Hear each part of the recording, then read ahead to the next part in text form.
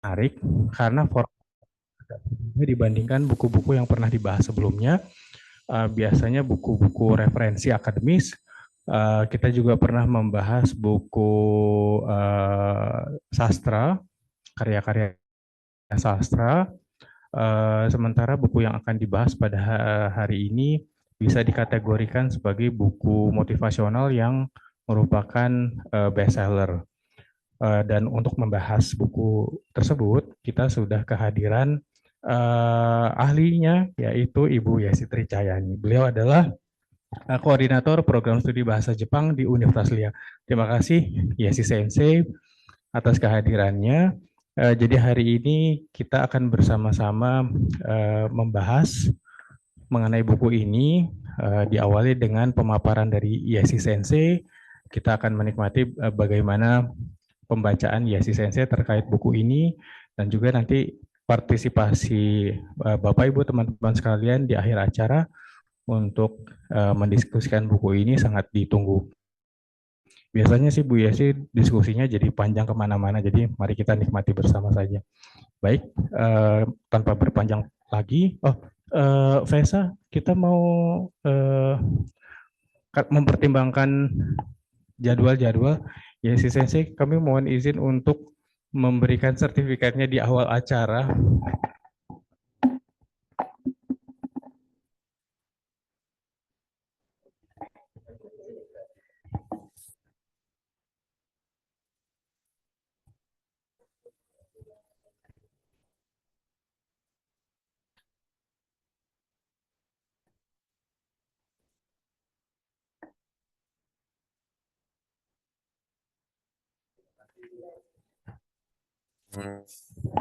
Baik, kalau demikian mari kita nikmati bersama.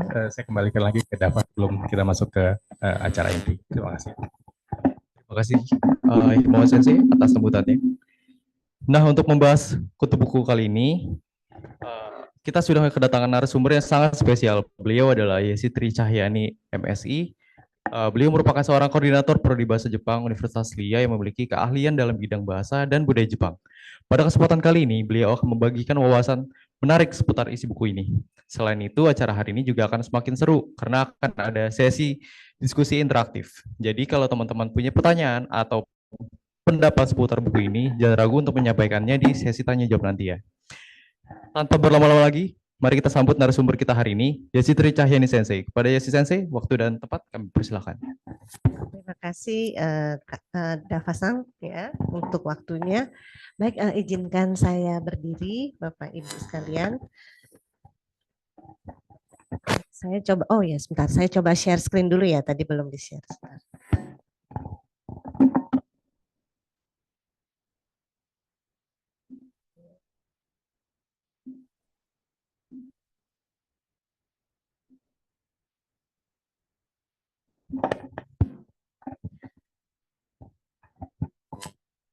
Baik, terima kasih. Assalamualaikum warahmatullahi wabarakatuh. Selamat siang, minasan konnichiwa, konnichiwa. Ya, syukur alhamdulillah atas kehadirat Allah Subhanahu wa taala kita dapat berkumpul bersama siang ini ya dalam kondisi sehat walafiat ya.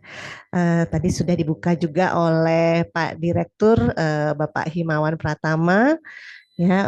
Terima kasih untuk kesempatan yang diberikan sehingga siang ini saya dapat mudah-mudahan ya dapat mengupas tuntas buku tentang apa namanya, ini bukunya bukan buku akademik ya, tapi ini lebih kepada buku motivasional seperti yang tadi dikatakan oleh Himawan Sensei. Ya, jadi judul bukunya itu adalah Berani Tidak Disukai. Ya, nah buku ini adalah terjemahan dari bahasa Jepangnya yaitu Kirawareru Yuki. Baik, apakah ada yang sudah pernah membaca buku ini, Bapak Ibu? Oh, sudah ya? Hah? Audiobook. Oh.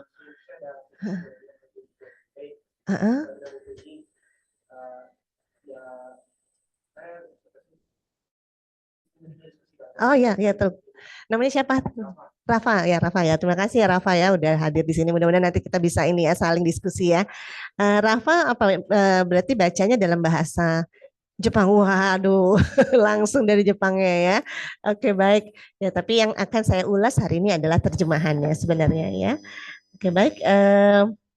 Jadi hari ini kita akan bahas ini buku, menurut saya itu buku yang sangat menarik gitu ya, sangat inspiratif. Dan saya pikir juga punya potensi untuk mengubah diri kita menjadi lebih bahagia. Mudah-mudahan keluar dari sini jadi lebih bahagia semua ya. Oke, baik. Ini bahasa pengantar dengan bahasa Indonesia tidak apa-apa. Tadi sepertinya ada Bapak dari Jepang kah? Tidak apa-apa ya Bapak, terima kasih ya. Baik, jadi buku ini ditulis oleh Ichiro Kishimi dan Fumitake Koga. Sebentar ya. Oke. Nah, ini dia. Ya, jadi ini adalah buku aslinya Kirawareru Yuki ya. Buku ini diterbitkan tahun 2013. Kemudian diterjemahkan ke dalam bahasa Inggris yaitu The Courage to be Disliked, dan juga ke dalam bahasa Indonesia dengan judul Berani Tidak Disukai. Ya. Buku ini sangat laris ya dan menjadi fenomena di Jepang, Korea, dan juga Asia pada umumnya ya, dan sudah terjual lebih dari 3,5 juta kopi. Baik, mari untuk pertama kita bahas penulisnya dulu ya, penulisnya dulu. Ya. Nah, tentang penulisnya ini adalah Ichiro Kishimi ya. Jadi Ichiro Kishimi ini adalah seorang filsuf, psikolog ya yang lahir itu di tahun 56 di Kyoto, Jepang ya. Jadi Ichiro Kishimi ini adalah seorang sarjana psikologi dari Universitas Tsukuba, kemudian meraih gelar master dari Universitas Kyoto. Saya sempat membaca bahwa sebenarnya sempat juga beliau ini mengambil program doktor tapi tidak diselesaikan karena merawat ibunya yang sudah lansia seperti itu ya. Nah, beliau aktif menulis dan memberikan ceramah tentang psikologi Adlerian ya, Adlerian, serta memberikan konseling untuk remaja di klinik psikiatri. Mungkin yang ada di sini Bapak Ibu atau teman-teman sekalian ada yang tahu mengenai psikologi Adlerian? Wah, ya, karena sudah baca bukunya ya.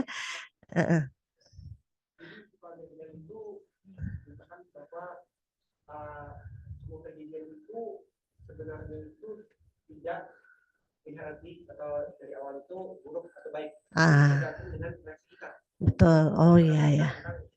Kejadian itu, oke. Ada yang mengatakan bahwa bentuk orang itu ketika trauma itu tidak ada. Nah, betul. Oh, tadi udah di spill ya. Ya, betul.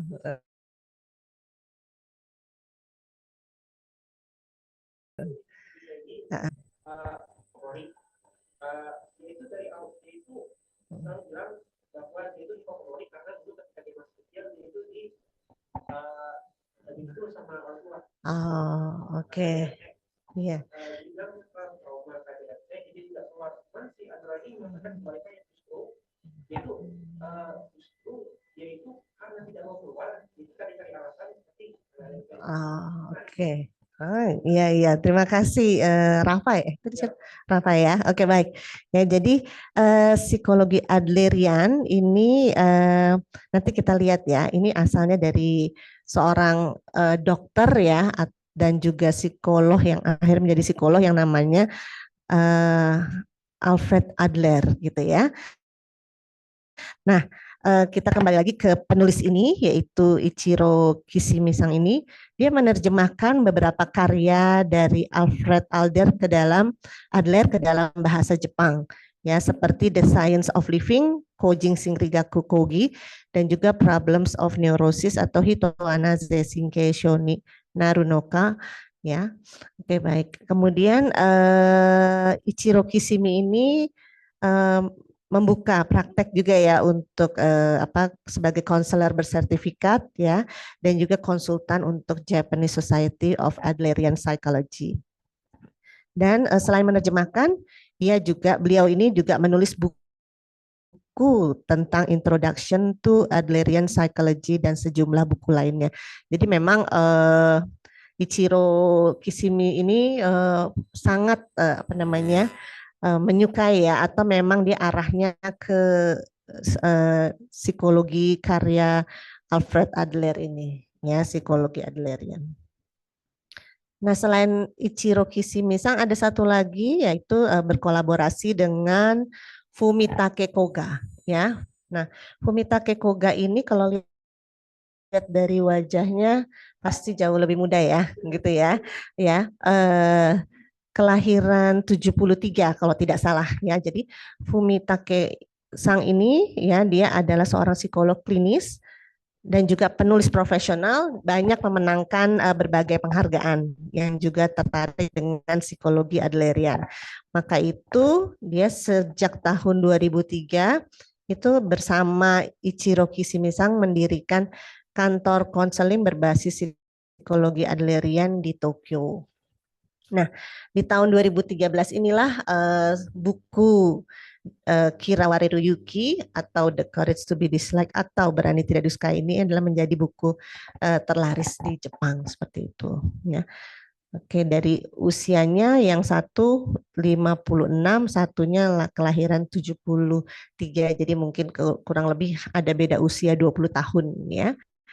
Oke, baik. Nah, buku ini saya bawa kebetulan buku yang edisi bahasa Indonesianya ya. Seperti ini bukunya ya, Berani Tidak Disukai. Jadi buku ini menyajikan kedalaman filosofis ya, tapi ditulis dengan gaya penulisan yang menarik ya. Kalau pasti pernah ya Bapak Ibu atau teman-teman di sini pernah baca buku filsafat, pernah? Ya, selain mungkin ini, selain buku ini. Apakah pernah? Belum pernah. Ya, Bu Sisi, ini ada rekan saya dari dosen dari program studi bahasa Jepang Universitas Lia ya. Gimana, pernah baca buku filsafat? Oh, Dunia Sofi, betul ya, itu buku wajib waktu kami di sini ya, waktu S1 ya. Nah, bisa paham nggak Bu Sisi? Oke, oke, mungkin kalau yang teman-teman yang lulusan dari sini gimana? Bacanya masih sama nggak untuk filsafat, buku filsafat Dunia Sofi? Nggak? Oh, beda ya? Oh, beda zaman ya, beda ya. Oke. Nah, kalau untuk saya juga sama, Dunia Sofi itu saya nggak paham ini bicara apa sih gitu ya. Nah, tapi ketika membaca buku ini berbeda ya, karena disajikannya itu dia dengan dialog. Jadi dialog antara dua orang, yaitu si pemuda dan filsuf gitu, pemuda dan filsuf. Kalau dalam bahasa Indonesia seperti itu. Ya, jadi gaya penulisannya itu mudah dicerna, ya, mudah dicerna, kemudian bisa dipahami gitu, ya. Ceritanya memang si pemuda ini dia mencari bimbingan ke filsuf. Ya, ada yang namanya filsuf di situ. Jadi isinya ya dialog aja, dialog tapi dengan gaya tulisan yang sederhana. Kalau dalam bahasa Indonesia saya paham banget ya, karena kok sederhana gitu, bisa mudah dimengerti ya. Nah, secara garis besar memang isinya itu adalah bimbingan untuk aspek kehidupan dan kebahagiaan bagi seorang manusia ya. Nah, kalau menurut saya ya, saya pribadi, jadi ini sebenarnya isi buku ini adalah cerminan dialog antara Ichiro Kishimi-san dengan Fumitake Koga ya.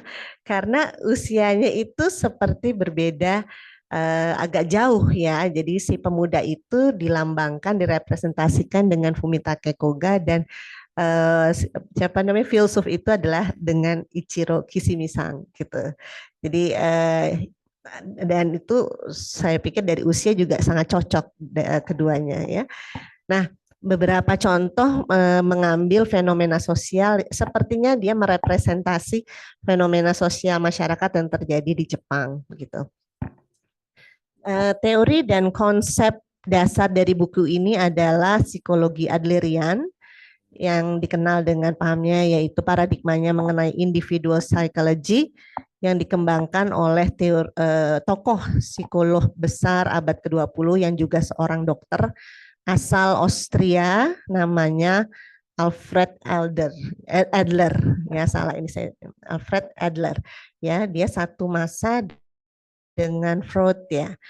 Jadi jika Freud itu dia masih menekankan pada masa lalu, tapi kalau Adler ini dia tidak tidak menekankan pada masa lalu. Jadi dia itu lebih kepada masa kini, yaitu sekarang gitu ya. Nah, coba kita sama-sama kupas bersama buku ini, yang mudah-mudahan semua bisa menemukan kebahagiaan sejati gitu ya setelah mengupas tuntas buku ini. Baik, nah ini adalah fotonya dari Alfred Adler ya. Lahir kalau tidak salah tahun 1870 ya. Ya, oke, sudah lama ya. Oke, baik. Nah, mulai dari apakah terlihat ya sampai ke belakang? Nggak begitu kelihatan ya? Hah? Oh, nggak begitu kelihatan ya. Buram ya? Oke. Ya. Nah, ini ada daftar isinya ya. Daftar isinya itu oke kah? Bisa ya? Lebih enak ya. Nah, jadi dia dibagi ceritanya itu 5 malam gitu ya. Jadi si pemuda ya, tokoh pemuda ini datang kepada filsuf ya, kemudian dia saling berdialog, bertanya gitu ya. Pemuda ini selalu apa namanya menyampaikan gitu ya, maksudnya apa, ini apa dan lain-lain gitu ya. Jadi ada 5 malam di mana dia berkunjung ke rumahnya filsuf gitu ya. Nah, di sini bisa dilihat satu persatu ya subjudulnya. Malam pertama kita lihat judulnya dulu ya. Malam pertama itu menyangkal keberadaan trauma ya. Nah, ini ada subjudulnya ya, bahwa trauma itu tidak ada ya. Kemudian apakah kau puas dengan apa adanya dirimu gitu ya.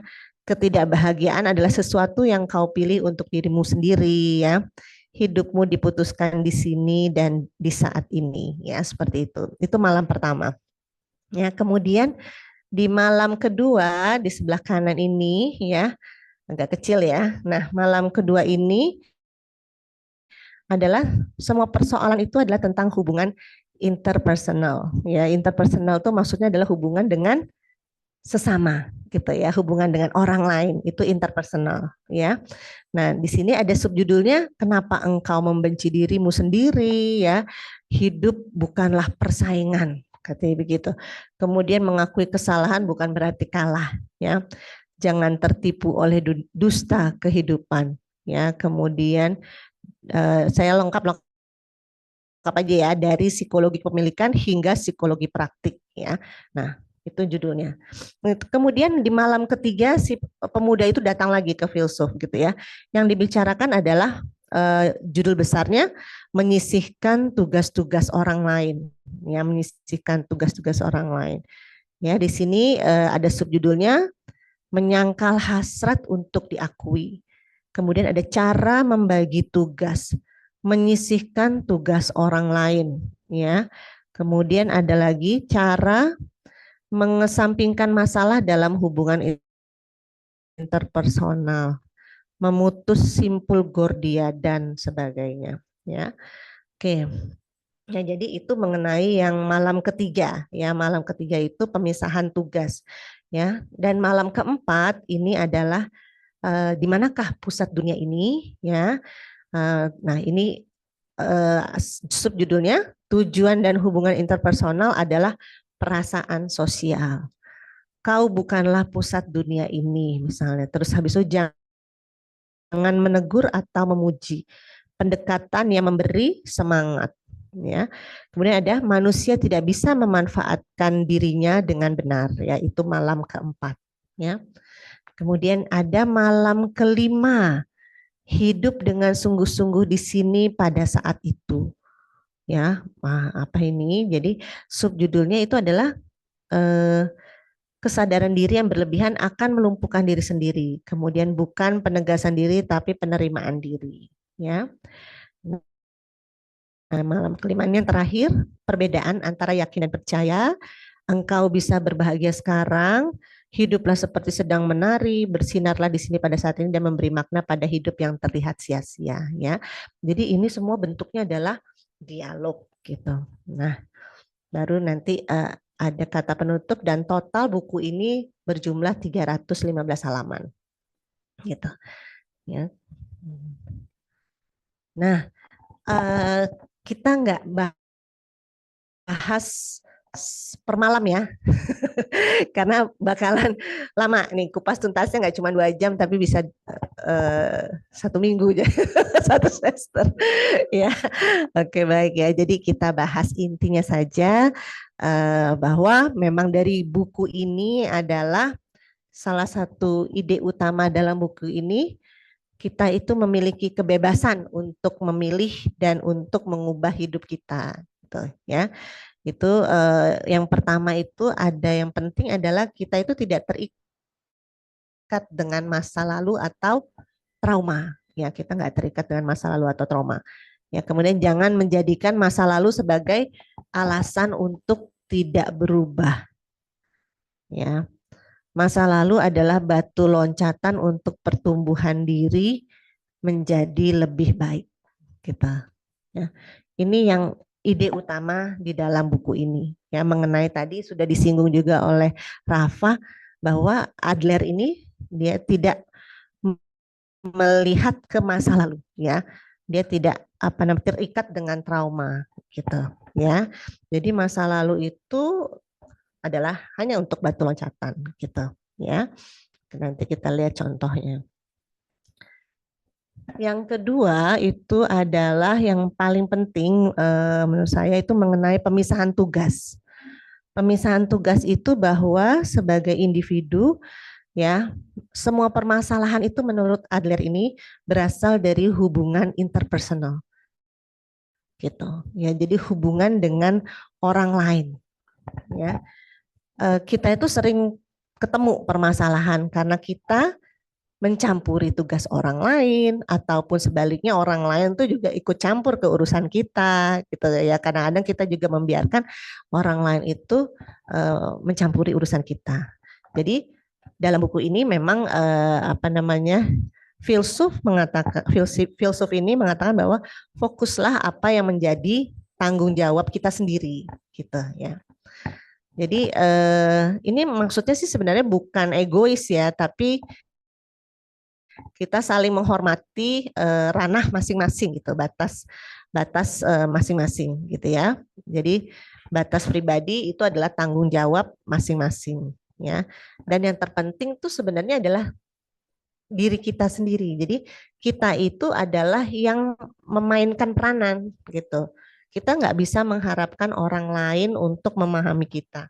Ya, tapi kita sendiri yang pegang kartu. Di sini istilahnya adalah pegang kartu penting dalam hubungan interpersonal ini.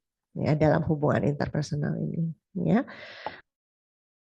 Oke, baik. Jadi ada yang tadi yang pertama itu adalah kita tidak terikat dengan masa lalu atau trauma. Dan yang kedua, kita memisahkan tugas. Tugas saya sendiri, tugas Anda, jangan saling mencampuri gitu ya. Kita fokus dan tanggung jawab pada diri kita gitu ya. Oke, baik. Nah, dari 2 ide utama itu sebenarnya ada kutipannya yang akan saya tampilkan. Tapi saya perlu bantuan dari teman-teman yang hadir di sini. Ya, ada mungkin nanti yang bisa berperan sebagai pemuda, ada yang bisa berperan sebagai filsuf ya. Oke, ya siapa yang kira-kira ya? Rafa ya mungkin ya, Rafa mau coba. Rafa sama ini karena sepertinya saya melihat ini dua-duanya karena saya terbayangkan adalah penulisnya laki-laki dua-duanya, jadi laki-laki ya, tidak apa-apa. Ke depan bisa ya, sebentar ya. Satu lagi saya perlu siapa ya, volunteer. Rafa dan siapa? Yang laki-laki apa perempuan? Boleh. Yang laki-laki boleh, yang masih ini. Apa boleh maju ke situ juga boleh, nggak apa-apa. Kelihatan. Boleh, di sini boleh, silakan. Harus saya nggak kelihatan, ini ada pemuda sama filsuf ya. Coba silakan.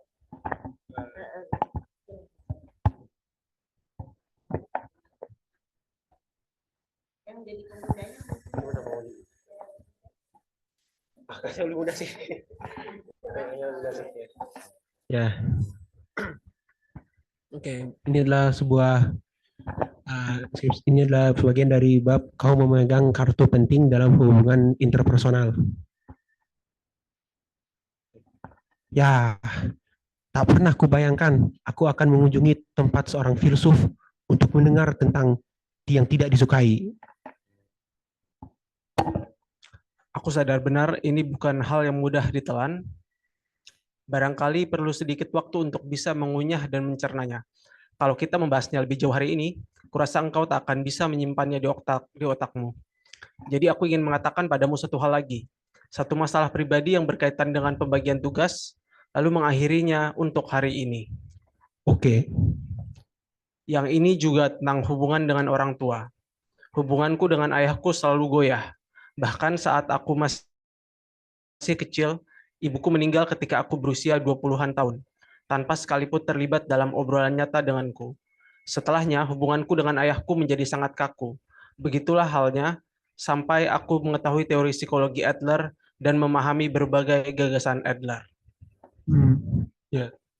Mengapa hubunganmu dengan ayahmu buruk? Yang kumiliki dalam memoriku adalah gambaran dari suatu masa ketika dia memukulku. Aku tidak ingat sama sekali apa yang mungkin telah kulakukan sebagai penyebabnya. Aku hanya ingin bersembunyi di bawah meja, berusaha kabur darinya ketika dia menyeretku keluar dan dengan keras memukulku. Dan bukan hanya sekali, namun berkali-kali. Rasa takut itu menjadi sebuah trauma. Kurasa sampai aku mengetahui teori psikologi Adler, aku memahaminya dengan cara semacam itu. Sebab ayahku orang yang pendiam dengan suasana hati yang berubah-ubah. Tapi berpikir dia memukulku waktu itu, itulah sebabnya hubungan kami menjadi buruk. Adalah cara berpikir yang mengadopsi pandangan sosiologis Freud. Etiologis Freud. Posisi pandangan teleologis Adler menjungkir balikan sepenuhnya interpretasi hubungan sebab dan akibat tersebut. Yang artinya aku membangkitkan memori saat dipukuli karena aku tidak mau hubunganku dengan ayahku menjadi lebih baik. Oh, jadi pertama engkau memiliki tujuan utama. Pertama engkau memiliki tujuan utama tidak menginginkan hubungan dengan ayahmu menjadi lebih baik dan tidak ingin memperbaiki hubungan di antara kalian. Itu benar. Bagiku lebih mudah untuk tidak memperbaiki hubunganku dengan ayahku. Aku bisa memakai alasan karena ayah seperti itulah hidupku tidak berjalan dengan baik. Bagiku itu adalah sebuah kebajikan dan ada pula aspek balas dendam pula pada seorang ayah feodal. Itulah persisnya yang ingin kutanyakan. Sekalipun hubungan sebab dan akibat dibalik, yang artinya engkau berhasil menganalisis diri sendiri dan berkata, aku punya hubungan buruk dengan ayahku, bukan karena dia memukulku, tapi aku menginginkan memori saat dipukul olehnya karena aku tidak mau hubunganku dengan ayahku membaik. Bagaimana ini bisa benar-benar mengubah keadaan? Pemikiran tersebut tidak mengubah fakta bahwa kau dipukuli saat masih kecil, bukan? Seseorang dapat berpikir dari sudut pandang bahwa ini adalah sebuah kartu dalam hubungan interpersonal. Selama aku menggunakan etiologi untuk berpikir, aku memiliki hubungan yang buruk dengan ayahku karena dia memukulku, ini akan menjadi masalah yang mustahil kuotak-atik. Tapi kalau aku bisa berpikir, aku membangkitkan memoriku saat dipukul olehnya karena aku tidak ingin hubunganku dengan ayahku kembali, aku memiliki kartu untuk memperbaiki hubungan tersebut. Karena kalau aku dapat langsung mengubah tujuan utamanya, itu akan membereskan semuanya. Apakah ini benar-benar bisa membereskan masalah? Tentu saja. Aku ingin tahu, apakah kau benar-benar merasa seperti itu jauh di lubuk hatimu? Aku bisa memahaminya secara teori, tapi rasanya ada yang belum pas dari hal ini. Kalau begitu, ini tentang pembagian tugas. Benar bahwa ayahku dan aku memiliki hubungan yang rumit. Dia orang yang keras kepala dan aku tak akan pernah membayangkan perasaannya bisa berubah dengan mudah. Terlebih lagi, kemungkinan besar dia malah sudah lupa pernah melayangkan tangan padaku. Akan tetapi waktu aku membuat tekad untuk memperbaiki hubungan kami, tidak penting bagiku gaya hidup macam apa yang ayahku miliki, atau apa anggapannya tentang diriku, atau sikap seperti apa yang mungkin akan diambilnya sebagai tanggapan terhadap pendekatanku. Hal-hal tersebut sama sekali tidak penting. Sekalipun tidak ada niatan dari sisinya untuk memperbaiki hubungan kami, aku tidak akan keberatan sedikit pun. Masalahnya adalah apakah aku akan bertekad melakukannya atau tidak. Dan aku selalu memegang kartu penentu dalam hubungan interpersonal tersebut. Kau selalu memegang kartu penentu dalam hubungan interpersonal? Ya, banyak orang berpikir kartu penentu dalam hubungan interpersonal dipegang oleh pihak satunya. Itulah sebabnya mereka bertanya-tanya, bagaimana perasaan orang itu tentang diriku, dan pada akhirnya hidup dengan cara tertentu dan memuaskan harapan orang lain. Tapi kalau bisa memahami konsep pembagian tugas ini, mereka akan menyadari bahwa merekalah yang memegang semua kartunya. Ini adalah cara berpikir yang baru.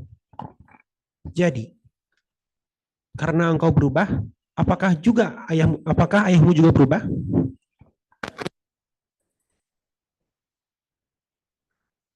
Aku tidak berubah karena ingin ayahku berubah. Itu pemikiran keliru yang mencoba memanipulasi orang lain. Bahkan sekalipun aku berubah, hanya aku yang berubah. Aku tidak tahu apa yang akan terjadi pada orang lain sebagai akibatnya. Dan itu bukanlah aspek yang menjadi bagianku. Ini juga merupakan pembagian tugas. Tentu saja ada masa-masa ketika seiring perubahanku, bukan karena perubahanku, orang lain juga berubah. Dan banyak kasus orang itu tidak punya pilihan selain berubah. Tapi bukan itu tujuan utamanya. Dan tentu saja ada kemungkinan mereka tidak akan berubah. Bagaimanapun mengubah cara bicara dan sikap diri sendiri sebagai cara memanipulasi orang lain adalah cara berpikir yang salah. Seorang tidak boleh memanipulasi orang lain. Dan manipulasi itu tidak bisa dilakukan. Ketika kita bicara tentang hubungan interpersonal, tampaknya yang selalu muncul di pikiran adalah hubungan di antara dua orang dan hubungan seseorang dengan sekelompok besar orang. Namun pertama-tama itu adalah hubungan dengan diri sendiri. Ketika ia terbelenggu hasrat untuk diakui, kartu penentu dalam hubungan interpersonalnya selalu ada di tangan orang lain. Apakah seseorang mempercayakan kartu hidupnya kepada orang lain atau memegangnya sendiri erat-erat? Di rumah, luangkan waktu untuk memilah-milah lagi gagasan tentang pembagian tugas dan kebebasan ini. Aku akan menunggumu di sini lagi kali berikutnya. Baiklah, aku akan merenungkannya dulu sendiri. Nah, kalau begitu, Tolong, hanya ada satu hal lagi yang ingin kutanyakan padamu. apa itu? Pada akhirnya, apakah engkau berhasil memperbaiki hubungan dengan ayahmu? Ya, tentu saja. Kurasa begitu. Ayahku jatuh sakit dan dalam tahun-tahun terakhir hidupnya, aku dan keluargaku harus merawatnya. Lalu suatu hari ketika aku sedang mengurusnya seperti biasa, ayahku berkata, "Terima kasih." Aku tidak tahu ayahku memiliki kata semacam itu. Aku tadinya tidak tahu ayahku memiliki kata semacam itu dalam pemeliharaannya. Dan aku terpana dan merasa bersyukur atas hari-hari yang sudah berlalu. Melalui tahun-tahun panjang kehidupanku untuk merawatnya, aku berusaha melakukan segala hal yang ku bisa, yang artinya aku setelah sebisa mungkin membawa ayahku ke air, dan pada akhirnya dia meminumnya. Kurasa dia meminumnya. Terima kasih banyak. Aku akan datang lagi di waktu yang sama. Aku menikmatinya. Terima kasih juga.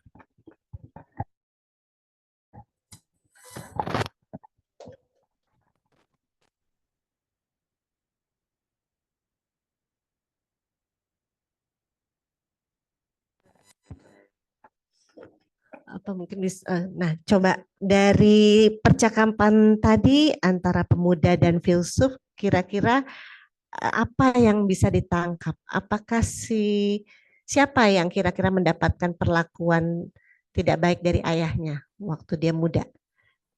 Filsuf ya, iya kan ya, filsufnya tadi ya.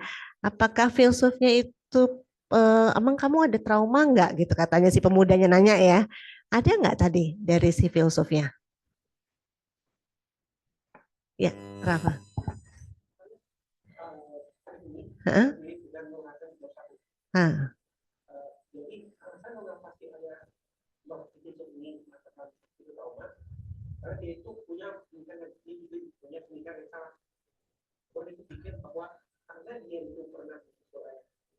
Hmm. Hmm. Ya.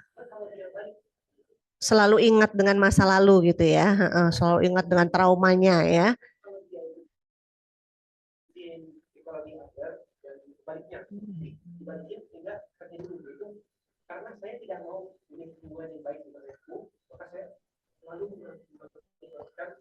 Memori tersebut, ya.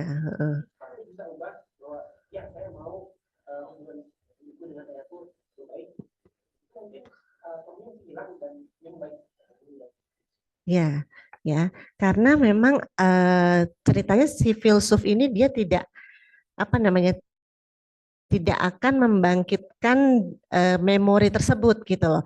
Kemudian dia juga yang kedua dia melakukan pemisahan gitu. Kan ada tadi dikatakan bahwa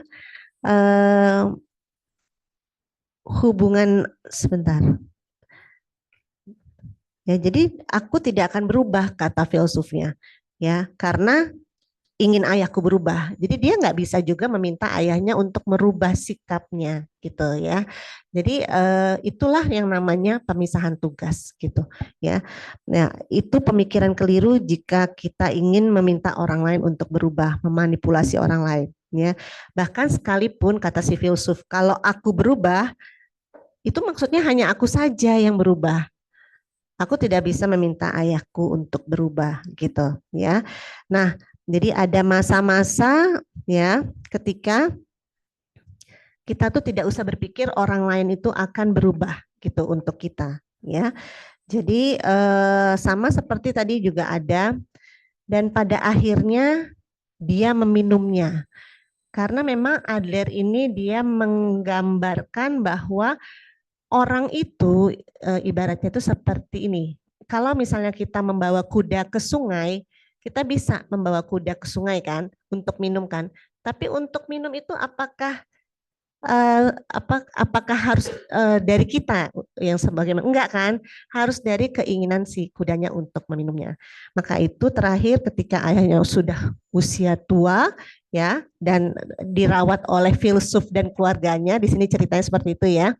Nah, apa namanya, akhirnya ayahnya mengucapkan terima kasih gitu ya, mengucapkan terima kasih tanpa harus ayahnya itu berubah sikapnya terhadap dia. Jadi biarkan itu berlalu seperti itu ya, modelnya seperti itu ya. Jadi melalui tahun panjang merawatnya, dia sudah si anak yaitu si filsuf ini melakukan segala upaya untuk merawatnya dan akhirnya ayahnya meminumnya. Meminumnya itu ibaratnya seperti kuda tadi. Akhirnya dia mengucapkan terima kasih gitu untuk anaknya. Maka itu si filsuf bahagia karena dia tidak berusaha untuk konfrontasi terus dengan ayahnya kan. Biar aja ayahnya seperti itu. Ya, jadi itu yang namanya pemisahan tugas. Ya, kemudian dia tidak ada trauma. Ya, dia tidak ada trauma dengan masa lalu ketika dia dipukul, ditarik keluar, sudah dilupakan seperti itu. Ya, dan akhirnya memang si filsuf bahagia seperti itu. Ya, dan dia menikmatinya. Ya, nah ini adalah satu cuplikan dari ide utama menurut buku ini adalah yang paling penting ya bagi saya. Ya. Jadi pemisahan tugas saya dengan diri saya sendiri dan orang lain tuh punya pemikiran yang lain. Kita tidak usah berusaha untuk mengubah orang lain ataupun sebaliknya gitu. Tidak usah mencampuri dan lain-lain. Ya, dan juga tidak perlu trauma dengan masa lalu. Ya, oke. dan jadi happy kan akhirnya ya, jadi bahagia kebahagiaan itu ya. Oke, baik. Nah, selain kedua argumen utama itu sebenarnya ada 3 tips praktis yang bisa diterapkan dari buku ini ya dalam keseharian kita, yaitu yang pertama itu adalah menerima diri apa adanya ya. Menerima diri apa adanya. Bukannya pasrah ya, tapi kita ingin kita menerima apapun yang ada dalam diri kita sendiri sekarang ya, tidak melihat masa lalu, tapi artinya kita itu menjadi terus berkembang sebagai batu loncatan kita ya untuk menjadi lebih baik ya, bukannya pasrah yang tidak mau menjadi lebih baik enggak, tapi kita untuk menjadi lebih baik ya. Jadi kita tidak berhenti berusaha jadi lebih baik, tapi menghargai diri kita saat ini. Apa yang sudah kita terima, kita syukuri sambil terus berkembang. Dan yang terpenting adalah tidak membanding-bandingkan diri dengan orang lain. Ya, itu dari Adler Psychology itu seperti itu, menerima diri apa adanya. Yang kedua itu adalah mari bebaskan diri kita, ya. Mari bebaskan diri kita. Maksudnya adalah berani untuk tidak disukai, gitu ya. Sesuai judul ini ya, berani untuk tidak disukai. Jadi kita jadi orang yang bebas, gitu ya. Kita nggak usah berpikir pandangan orang lain kepada kita seperti apa, dia kena anggapannya apa ya sama saya ya, nggak usah gitu ya. Jadi kita juga nggak usah berusaha untuk diakui oleh orang lain. Oh, saya ingin jadi ini agar diakui, nggak usah. Jadi bebaskan diri kita, tidak perlu selalu berusaha untuk disukai semua orang, kemudian yang nantinya justru akan membatasi kita ya. Terus jangan pernah pusing dengan pemikiran orang lain, kita tidak bisa mengintervensi orang lain itu berpikir apa tentang kita ya gitu. Ya, jadi bebaskan diri kita agar kita juga tidak takut ya untuk mengekspresikan, misalnya ya, tidak takut untuk mengekspresikan diri kita yang sebenarnya dan tidak takut untuk mengambil keputusan. Mungkin kadang-kadang di pekerjaannya teman-teman atau mungkin yang berada dalam posisi pengambil keputusan ya, itu terkadang menemui kesulitan di sini ya. Jadi harus dibebaskan, kita jangan takut untuk mengambil keputusan yang mungkin tidak menyenangkan bagi orang lain seperti itu ya. Ya mungkin kalau bahasa anak mudanya apa sih? Stop jadi people pleaser ya. Gitu ya. Gitu ya. Ya, nah itu ya, jadi tidak usah berpikir orang lain tuh mikirin kita apa ya, kita mau diaku seperti apa ya, mau disukai semua orang, nggak usah gitu ya. Nah itu sebenarnya. Nah ini sebenarnya juga ada kutipannya ya. Ini saya agak nggak begitu kelihatan juga ya. Di sini mungkin ada kesimpulannya yang sebelah kanan aja ya. Saya mungkin bisa bacakan ya. Filsufnya ditanya oleh pemuda nih. Sebentar. Kau tidak ingin dibenci, tapi andai dibenci sekalipun ini bukan masalah kan? Tanya si pemuda. Kemudian filsufnya bilang, ya itu benar. Saya tidak ingin dibenci, barangkali adalah tugasku. Tapi apakah orang ini atau orang itu tidak menyukaiku atau tidak, itu bukanlah tugasku. Ya. Sekalipun ada seseorang yang tidak berpikir baik tentangku, aku tidak bisa mengintervensinya. Ya, meminjam pepatah yang kusebutkan tadi, wajar kalau seseorang berupaya untuk membawa seekor kuda ke air. Ya, tapi apakah kuda itu minum atau tidak, itu bukanlah tugasnya, gitu. Ya. Nah, kata si pemuda, wah itu kesimpulan yang mengesankan. Ya, menurut filsufnya, keberanian untuk bahagia juga mencakup keberanian untuk tidak disukai, gitu ya. Ketika kau sudah memperoleh keberanian ini, seluruh hubungan interpersonalmu akan segera berubah menjadi sesuatu yang ringan, gitu ya. Jadi kita menjalani hidup itu ringan, gitu, karena kita tidak ada pikiran gitu untuk disukai ataupun apapun gitu ya. Jadi menjalani kehidupan lebih enak gitu, ya, mungkin lebih bahagia. Nah, yang ketiga itu tadi tips ya dari buku ini untuk keseharian kita. Ini yang paling penting sih sebenarnya menurut saya, kontribusi terhadap komunitas ya. Ini orang Jepang yang menuliskan buku ini ya, karena mungkin juga dia merefleksikan apa yang terjadi di masyarakatnya ya. Tapi coba kita sebentar kita bahas dulu maksudnya apa sih kontribusi terhadap komunitas ini ya. Nah, menurut teori psikologi Adler ini dia menolak hubungan yang vertikal. Adler itu menolak hubungan vertikal, atasan bawahan.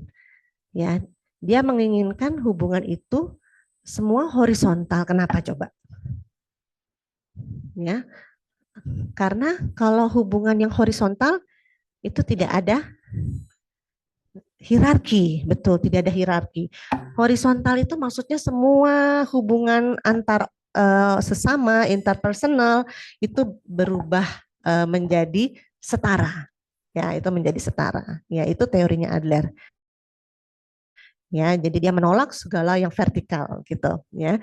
Jadi hubungan horizontal ini maksudnya adalah inklusi dan setara ya, dengan membangun kepedulian terhadap sesama, kemudian menggunakan pendekatan yang membesarkan semangat, kita membesarkan semangat ya. Dan disebutkan di sini bahwa kebahagiaan sejati itu datangnya dari perasaan bahwa kita itu bermanfaat untuk orang lain gitu ya, kita berguna bagi orang lain ya. Juga berarti coba gitu cari hal-hal kecil yang bisa memberi manfaat bagi orang lain dan lakukan itu setiap harinya ya. Nah, itu adalah tips dari teori psikologi Adler ya, untuk keseharian kita gitu. Nah, yang pertama tadi masih ingat nggak ya apa tadi?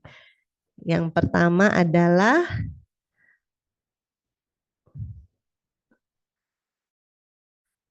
menerima diri apa adanya. Kemudian mari bebaskan diri kita, berani untuk tidak disukai. Dan yang terakhir adalah kontribusi terhadap komunitas. Gitu. Nah, buku ini diterbitkan tahun 2013 dan langsung booming gitu ya di Jepang dan juga di Asia seperti Korea ya kalau tidak salah. Nah, bagaimana menurut pandangan teman-teman semua atau Bapak Ibu yang hadir di sini? Apakah penulis ini yang merupakan orang Jepang itu dia ada refleksi apa yang sedang terjadi di dalam masyarakat Jepang saat itu?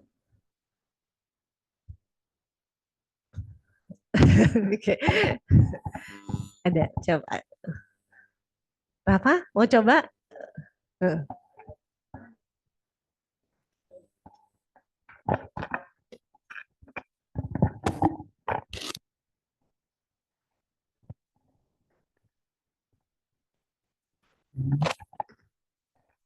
Yes. Jadi saya lihat itu ada beberapa orang Jepang yang selalu menggantungkan apa sih, nilai dirinya berdasarkan apa yang telah ia selesaikan atau apa yang telah ia capai gitu. Jadi jadi misalnya ketika dia gagal mencapai sesuatu, maka dia itu langsung down, gitu, langsung depresi. Itu makanya saya lihat itu Jepang itu salah satu negara dengan tingkat bunuh diri paling tinggi gitu. Bahkan salah satu tradisinya itu kayak seppuku gitu tuh intinya itu karena kamu telah gagal melakukan sesuatu, kamu harus bunuh diri gitu. Karena kamu tidak ada makna untuk hidup lagi gitu. Nah, saat buku ini justru membalikannya gitu. Bahwa karena kita gagal sekali masa lalu ya kan. Di masa lalu kita gagal, terus pikiran kita bahwa oh karena kita gagal di masa lalu maka kita akan selalu gagal. Itu sebetulnya salah, pemikiran yang salah. Justru kita tuh harus lihat bahwa sebenarnya itu ketika kita merasa diri salah, merasa diri trauma, itu karena kita sendiri ingin trauma gitu. Kita sendiri ingin trauma. Kita sendiri karena tidak ada rasa sama sekali untuk mau berubah, mau memperbaiki diri, maka kita jadikan kegagalan itu seolah-olah jadi uh, alasan nomor satu gitu. Jadi alasan yang tidak bisa dibawa lagi bahwa karena saya gagal di masa lalu maka saya pasti akan gagal di kemudian hari. Padahal itu trauma sendiri yang bisa diubah. Bahwa sebenarnya itu kalau ubah mindsetnya, pemikirannya bahwa saya itu bisa lebih baik dari ini. Di masa depan saya bisa lebih baik daripada ini. Maka dengan itu ya dia tidak akan memikirkan lagi trauma masa lalunya, dan tidak, kalau berusaha dia bisa berubah gitu sih. Baik, ya terima kasih Rafa. Ya jadi mungkin ini refleksi dari apa yang terjadi di masyarakat Jepang ya, banyak kasus-kasus seperti tadi Rafa katakan ada bunuh diri gitu ya, atau stres, depresi ya.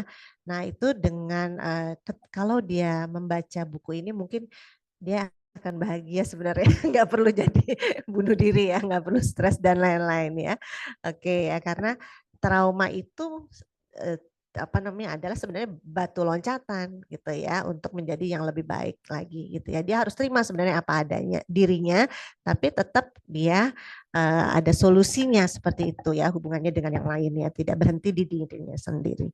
Ya mungkin selain itu, selain ada kasus depresi, stres, bunuh diri, ada juga apalagi ya kalau di anak muda di Jepang itu sering yang tadi juga ada mengurung diri ya, isolasi diri ya. Hikikomori ya. Saya tidak melihat data untuk di tahun 2013 apakah hikikomori itu sudah lagi banyak ya, sampai sekarang mungkin ya masih ada ya hikikomori ya. Apalagi sekarang juga hikikomori itu tidak hanya pada usia yang produktif saja, tapi juga untuk usia yang sudah lanjut ya, itu juga mereka menyendiri gitu ya, hikikomori lansia itu juga ada ya. Kemudian, nah ini betul ya. Jadi kalau ini adalah refleksi kalau menurut saya dari apa yang terjadi di masyarakat Jepang ya. Maka itu apakah benar gitu ya buku ini tuh laris sekali ya karena ada fenomena seperti ini di Jepang ya, isolasi diri ya. Ada juga istilah NEET ya. NEET itu apa? Not in employment, education or training ya. Jadi usia produktif 18 sampai 34 tahun tapi tidak melakukan kegiatan apapun, jadi dia berdiam diri di rumah. Begitu ya, 18 sampai 34 tahun. Nah, khawatirnya Indonesia katanya sekarang juga usia produktifnya seperti itu ya, banyak yang pengangguran dan lain-lain ya. Dan mudah-mudahan ya tidak sampai menjadi isolasi diri gitu ya. Nah, di Jepang ini ada fenomena seperti ini. Kemudian ada juga hikikomori. Ya, ini hikikomori, jadi dia menjauh dari teman-teman ya, menjauh dari lingkungannya ya, dan juga sama berdiam diri di rumah ya. Kemudian juga ada juga hikikomori lansia gitu ya. Apalagi lansia itu udah kelompok rentan tuh ya, lansia kelompok rentan, kemudian dia tidak terkoneksi dengan orang lain ya, berdiam diri di rumah, tidak ada yang menjenguk, apalagi juga struktur keluarga di Jepang itu malah tinggal sendiri ya, dan sudah banyak yang tinggal sendiri ya. Nah ini dia. Kemudian ada juga ya, setuju nggak kalau saya katakan ini adalah sebenarnya mungkin buku ini bisa menjadi alat untuk mencapai kebahagiaan bagi yang ada hubungannya sama struktur sosial masyarakat Jepang yang patriarki. Gimana? Jadi laki-laki itu ya mungkin peran perempuan di rumah tangga mungkin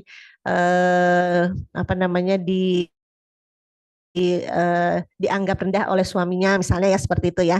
Jadi budaya patriarki itu bisa nggak ya untuk seperti laki-laki itu lebih tinggi daripada perempuan. Itu di Jepang kan masih budaya patriarki ya menurut saya ya. Nah itu menurut nanti kita buka ya dalam diskusi ya, setuju atau tidak nih ya. Nah ini adalah semua berakar dari hubungan antar orang, interpersonal. Tadi Adler bilang bahwa semua permasalahan itu di dunia ini adalah hubungannya dengan interpersonal gitu, sama dengan orang gitu ya.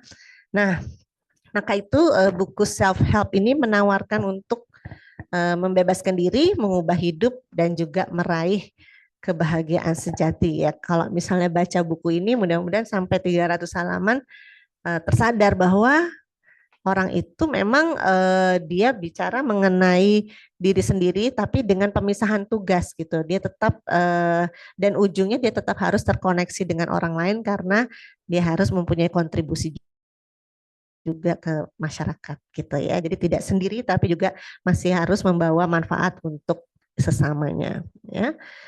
Oke, baik. Nah, ini banyak juga kritik sebenarnya terhadap buku ini, yaitu sepertinya terlalu menyederhanakan masalah-masalah kompleks dalam kehidupan. Kemudian juga penolakan terhadap konsep trauma, itu ada yang bilang bahwa oh ini berbahaya nih kalau seperti ini ya. Jadi tapi memang buku ini penuh interpretasi yang berbeda-beda ya. Tidak bisa dibaca sesaat ya, harus melalui pemahaman yang mendalam gitu. Ya, baik. Nah, sudah selesai.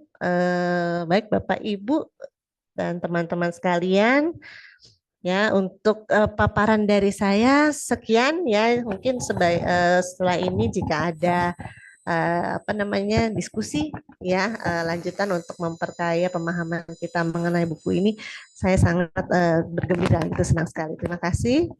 Assalamualaikum warahmatullahi wabarakatuh. Terima kasih kepada Yesi Sensei atas pemaparan yang sangat menarik dan informatif. Setelah pemaparan penjelasan tadi, tentu ada banyak hal yang bisa kita diskusikan lebih lanjut. Oleh karena itu, kita akan memasuki sesi tanya jawab. Bagi peserta yang ingin mengajukan pertanyaan, silakan mengangkat tangan atau menuliskan pertanyaan di kolom chat bagi peserta yang ada di Zoom. Mohon menyebutkan nama serta pertanyaan yang ingin diajukan secara jelas agar diskusi dapat berjalan dengan lancar.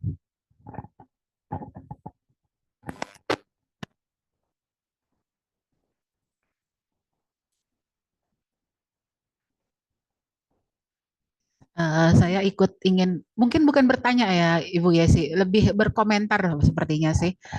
Karena tadi Bu Yesi menampilkan dua tema utama dari beberapa tema yang ada dalam buku ini, bahwa mengenai trauma itu tidak ada, dan kedua lagi yang pembagian tugas seperti itu. Oh ya, nama saya Sisi dari Universitas Lia. Mengenai trauma, tadi saya sebetulnya lumayan setuju dengan pas yang kritiknya itu, bahwa dengan menyatakan trauma tidak ada itu ya seperti yang tadi dikatakan berbahaya. Kalau di satu sisi memang sih dibilang kalau kamu bertindak berdasarkan dulu soalnya trauma gini kayak gini, itu bukan menafikan trauma kan sebetulnya, mengakui bahwa trauma ada tapi hidup kita tidak diatur oleh trauma tersebut. Trauma tetap ada menjadi latar belakang sejarah pemikiran, soalnya suatu trauma bisa saja membentuk cara kita berpikir, cara kita bertindak menghadapi sesuatu, cara kita menanggapi masalah, itu kan sebenarnya ada. Bukan karena kita pernah traumanya, tapi karena ada trauma itu, kita ada mindset, settingan, kalau pakai komputer, settingan kita jadi bentukannya kayak gitu. Kalau kita menafikan bahwa trauma tidak ada, artinya semua settingan itu buyar dong. Gitu. Jadi itu berbahaya. Menurut saya artinya kita seakan-akan menganggap semua pengalaman itu tidak ada artinya. Kamu trauma, nggak ada trauma. Saya tidak trauma. Emang trauma itu nggak ada. Jadi kan ceritanya agak-agak jadi terputus tengah jalan seperti itu. Makanya saya bilang kayaknya agak kurang gimana gitu ya. Itu. Namun untuk yang bagian kedua bahwa pembagian tugas, kalau saya mungkin istilahnya sedikit berbeda, biarpun intinya sama. Ya kalau pakai bahasa kasar, ya lu gue. Kalau saya memiliki suatu tindakan sendiri, saya bertanggung jawab atas tindakan saya sendiri, itu ya. Namun ada satu masalah dalam semua itu kalau kita buat tindakan kita mandiri, tapi kita seorang, kalau udah bekerja, wirausahawan, nggak masalah. Kita kerja sebagai karyawan. Saya pakai tindakan saya sendiri, teman saya nggak mau dibantuin, tapi kita teamwork. Teman kita nggak bisa dibantu, apakah proyeknya akan berhasil seperti itu. Jadi memang kalau kita berpikir benar-benar sebagai individu murni yang tidak bekerja sama dengan orang lain, itu bagus banget. Tapi kenyataan dalam masyarakat itu adalah hal yang berbeda. Karena seberapa pengennya kita bekerja sendiri, kita manusia, makhluk sosial, tidak mungkin hidup sendirian. Soalnya kalau kita benar-benar 100% mengikuti pemikiran si filsafat itu, kita akan menjadi manusia yang tinggal sendiri di dalam satu kota besar yang nggak kenal depan, belakang, kiri, kanan, atas, bawah. tinggal di apartemen gitu, ya hidup sih hidup, kualitas hidupnya seperti apa gitu. Jadi menurut saya buku ini bagus sebagai bahan pemikiran, tapi nggak boleh ditelan bulat-bulat. Benar-benar harus disaring lagi dengan pemikiran kita, apalagi ini beda budaya ya. Omoshiroi to omoimasu kedo, mada-mada di sini. Terima kasih.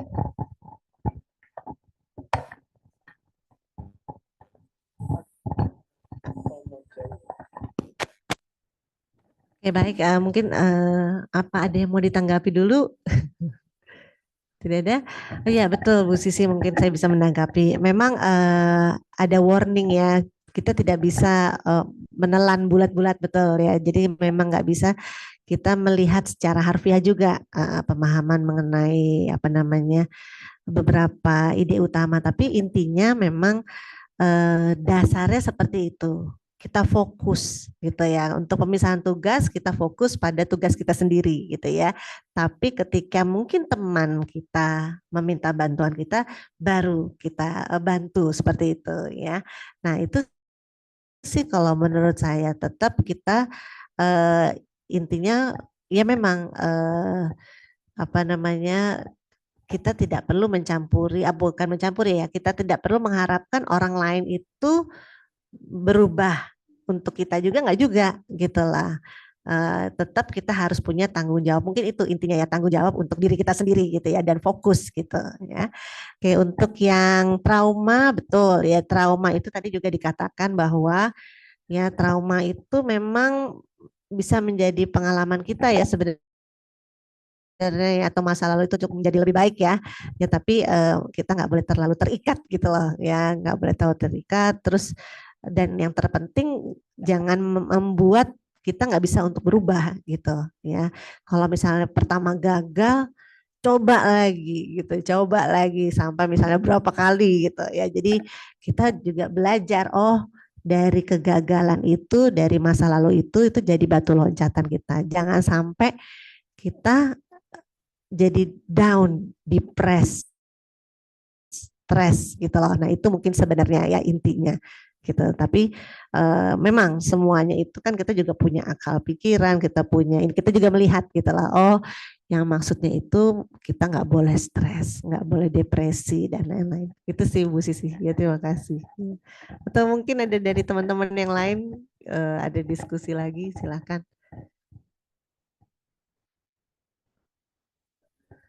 Dari Zoom ada ya? Oh, oke. Oke, ada pertanyaan dari Zoom untuk Bu Yesi. Saya bacakannya dari Ade Mirzanti. Assalamualaikum Ibu Yesi.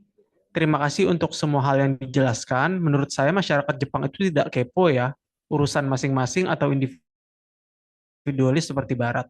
Tetapi di satu sisi masyarakat Jepang karena terlalu fokus pada dirinya maka sering kecewa bila gagal. Buku ini bagus sebagai refleksi diri buat masyarakat Jepang, maka jadi bestseller ya. Mau tanya Ibu Yesi sudah baca buku Berani untuk Disukai dengan penulis yang sama? Kalau pernah bisa kasih garis besar isinya, kalau belum dibuat lagi kupas tuntasnya. Haha. Terima kasih. Salam dari saya Ade Mirzanti. Oke, ini teman saya nih Yosi. Mbak Mirza ya. Oke, baik ya. Salam Mbak Mirza, terima kasih pertanyaannya. Ya, memang katanya ini masyarakat Jepang itu nggak kepo ya.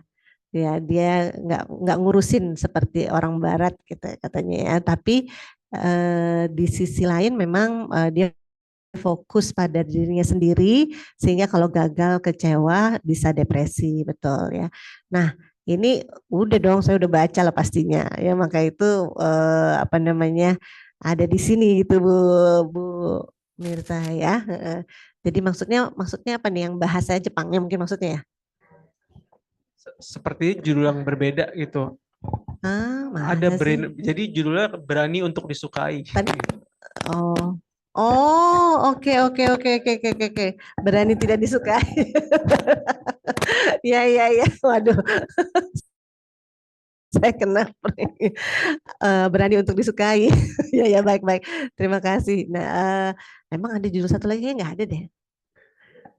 Ya, sepertinya tidak ada. Yang satu lagi kalau nggak salah judulnya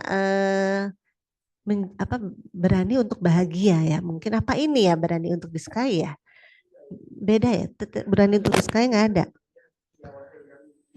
Ya berani untuk disukai, untuk bahagia. Sorry, berani untuk bahagia kalau nggak salah satu lagi. Apa mungkin itu ya Bu Mirza ya? Oke, baik. Terima kasih. Mungkin nanti ya kita menghadirkan juga Bu Mirza untuk menjadi partner. Siapa tahu mungkin Bu Mirza udah tahu ya buku ini ya, berani untuk disukai. Ya. Oke, baik. Terima kasih. Saya satu lagi pertanyaan deh. Itu Ibu bisa beritahu nggak satu kali dalam buku di mana si filsuf ini menunjukkan bahwa berkontribusi kepada komunitas itu bagus gitu, kayak contohnya gitu, ingin tahu aja sih. Kenapa membantu orang lain, jadi manfaat buat orang lain itu bisa bermanfaat bagi kita gitu. Oke, baik. Terima kasih Rafa. Betul. Jadi itu saya baca sebentar ya. Oke, baik. Memang di sini kontribusi terhadap masyarakat itu menjadi poin penting ya, karena salah satu ide utama dari psikologi Adlerian ini ya bahwa kita itu tidak membangun hubungan yang vertikal, dia sangat menolak sekali itu ya. Jadi dia lebih kepada hubungan yang setara gitu ya, setara atau horizontal ya. Sebentar, saya itu baca bermanfaat. Jadi seorang aku itu akan menjadi bahagia. Intinya di sini dituliskan lebih kepada bagaimana mendapatkan nilai kebahagiaan, yaitu salah satunya adalah dengan dia bermanfaat kepada orang lain, berguna pada orang lain. Nah itu yang namanya maksudnya adalah, kalau saya menangkapnya itu adalah kontribusi untuk orang di sekitar kita, untuk masyarakat luas itu sih. Ya coba sebentar, saya lupa ini ada di halaman berapa, tapi intinya dengan kita sharing, kita dari hal kecil kita bisa punya dampak, itu akan menimbulkan kebahagiaan sejati. Di situ disebutkan gitu ya. Sebentar, kalau misalnya bisa ada waktu saya bisa cari sebentar ini yang saya baca. Oke. Kalau misalnya teman-teman, kalau misalnya bisa sharing itu kita bahagia nggak sih? Ya, iya ya, pasti ya, bahagia ya. Sebenarnya, jadi tetap sepertinya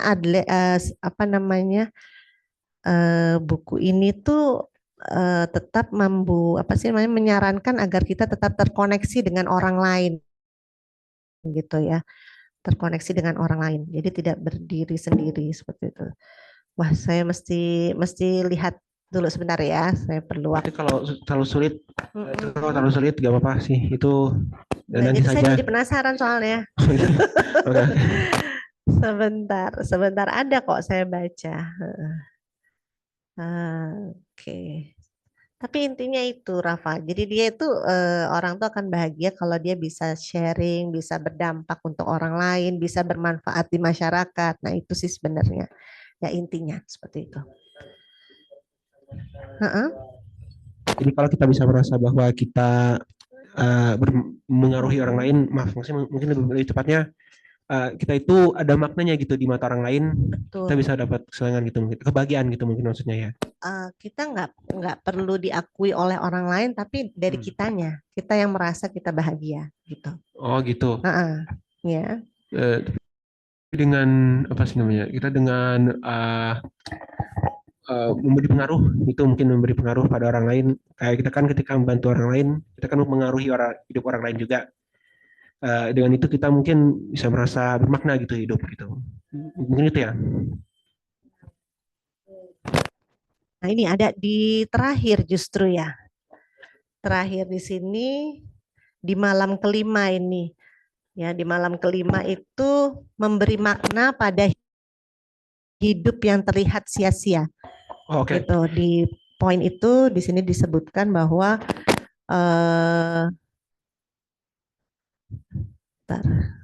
Ini Atau jangan, maaf. Hmm. Itu kalau saya tahu ternyata itu di bab terakhir, kayaknya nanti saya malah spoil deh. Karena belum habis. Kenapa? Karena malah spoiler deh ya takutnya. Enggak baca. Oh, belum selesai baca. Belum terakhir Oh, gitu, takutnya iya. nggak apa deh. Tapi karena Di terakhir. sudah diceritakan intinya dan lokasi di mana saya bisa cari informasinya, Ya. ini udah cukup sih. Terima kasih banyak. Terima kasih Rafa. Ya, di sini ada kontribusiku. Ini nih, tak peduli apa momen yang sedang dijalani atau apakah ada orang yang membencimu, selama kau tidak kehilangan pandangan pada bintang penuntun yang berupa kontribusiku bagi orang lain, kau tidak kehilangan arah dan kau dapat melakukan apapun yang kau sukai. Gitu, entah dibenci atau tidak, kau tidak memikirkannya dan hidup dengan bebas. Ya, ada juga sebenarnya ada statement yang memang hidup itu lebih bermanfaat ketika kita juga bisa berbagi dengan orang lain gitu sih. Ya. Oke, baik. Ada lagi? Apakah oke.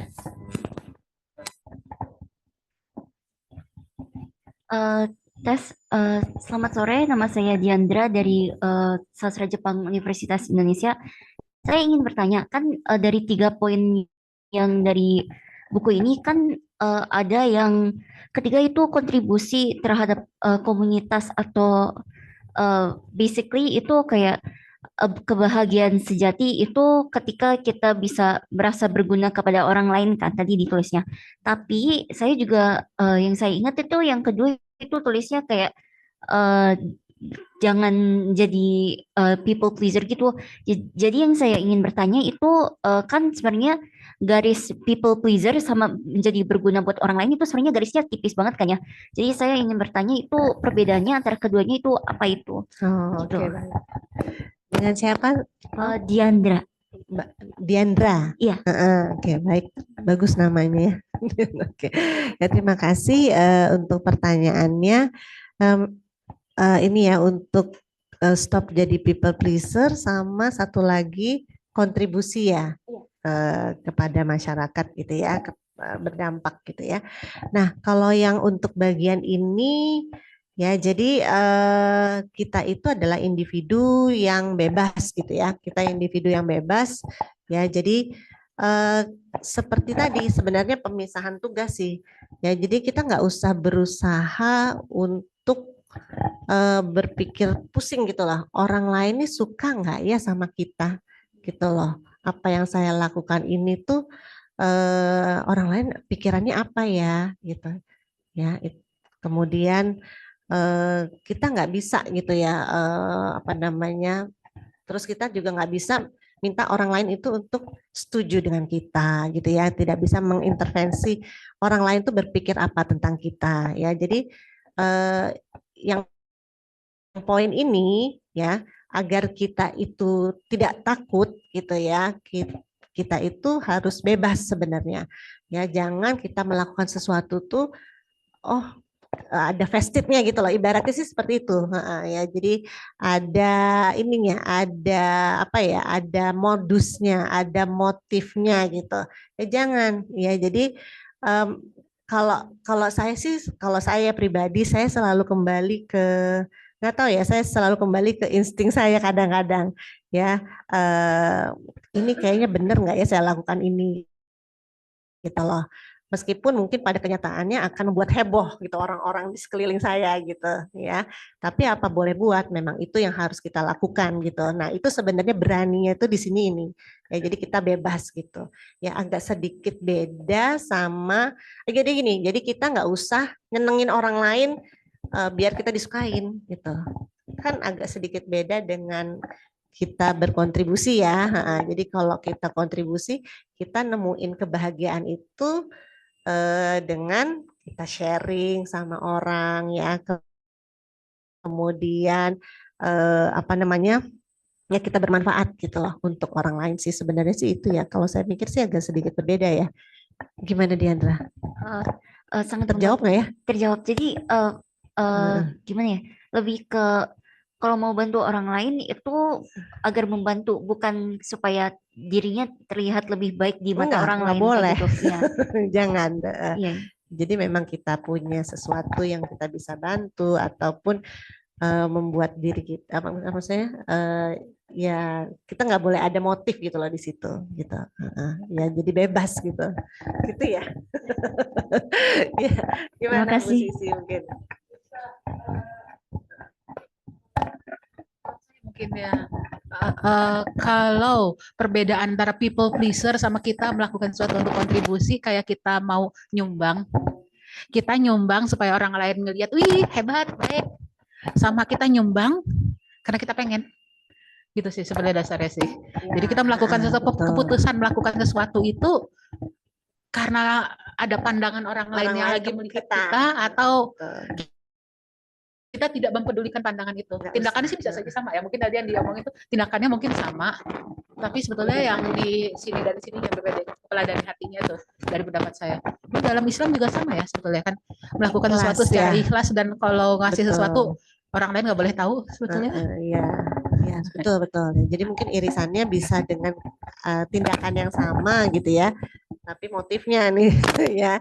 Jadi kita nggak boleh mikir yang ini. Kita harus bebaskan diri kita, nggak boleh ada apa namanya keinginan ataupun kita mikir oh orang lain pasti apa ya ininya pikirannya terhadap kita gitu.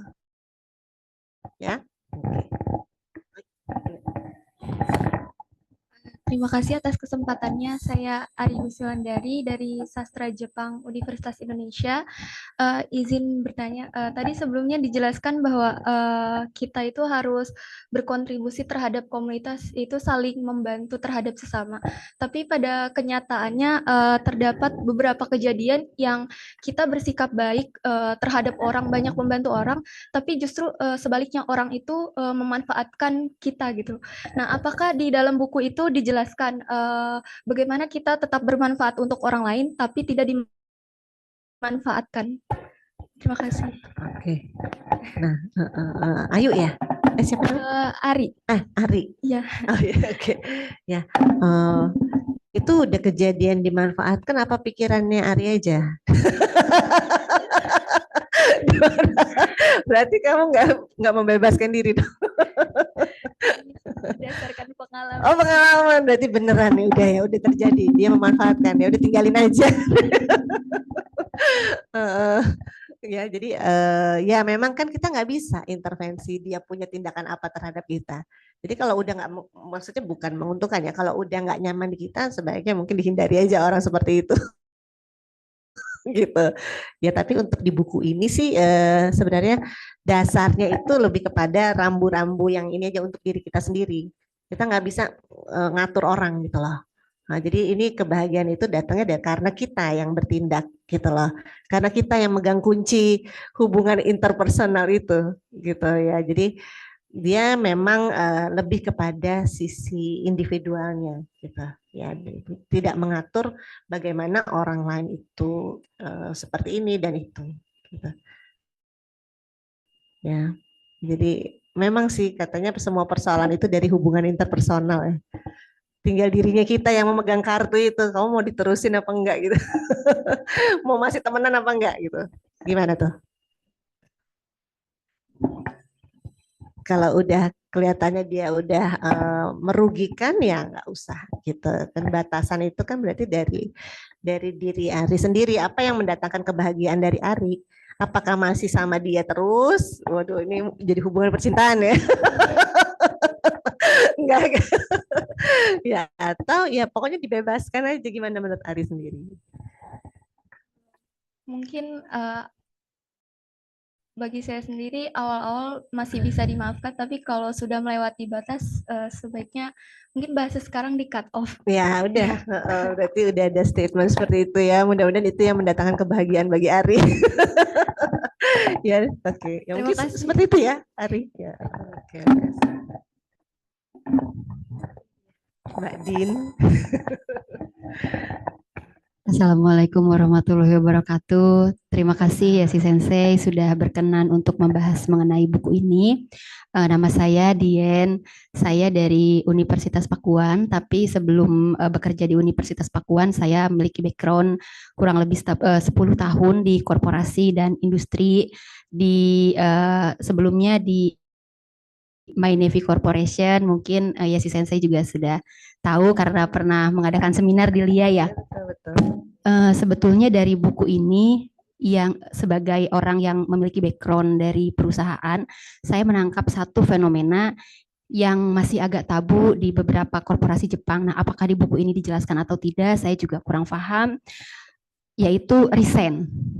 Jadi resign di perusahaan Jepang itu sebetulnya masih tabu karena dianggapnya tidak loyal. Tetapi anak-anak muda itu, bukan hanya anak-anak muda ya, sebagian orang yang berani untuk tidak disukai itu memilih resign untuk beberapa alasan. Misalnya untuk menyelamatkan psikologis mereka, atau di beberapa perusahaan Jepang yang saya ketahui terkait pengangkatan manajer atau leader itu masih didasarkan kepada lifetime, di mana yang paling lama akan naik, sedangkan yang baru-baru meskipun misalnya pintar dan bisa berkontribusi dengan sangat baik itu tertinggal karena tidak lama. Nah, fenomena resign ini juga saya kurang paham apakah di 2013 itu sedang booming-boomingnya atau sudah mulai ada percikan-percikan orang-orang itu akan resign. Mungkin ya, penulis juga ingin mendorong kepada orang-orang yang bekerja di korporasi. Kalau korporasi itu secara mental sudah tidak menyehatkan kita, keluar aja.